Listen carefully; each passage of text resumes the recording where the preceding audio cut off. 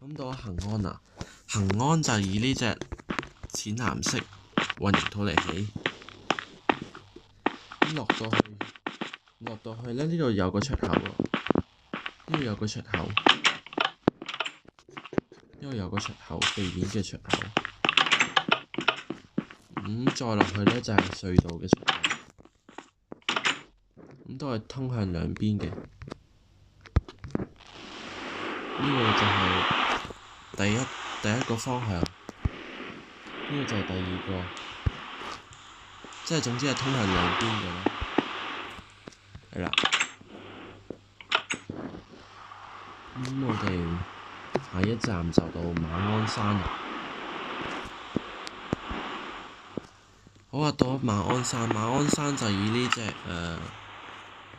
隻咩色啊？呢隻等陣睇下先，洋紅色混凝土嚟起啦。咁呢度洋紅色嘅馬鞍山嚟，咁落到去就係咁樣樣，落到去就係咁。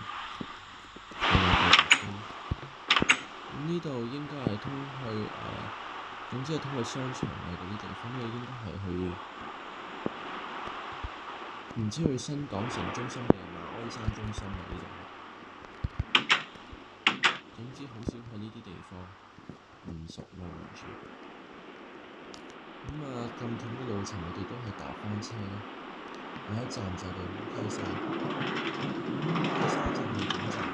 烏溪沙。好啦，到咗烏溪沙啦，到烏溪沙頂站。咁烏溪沙就以呢隻啡色混凝土嚟起啦。咁兩邊都係開返往屯門嘅。咁落到去就係咁，落到去之後都係同其他車站一樣嘅啫。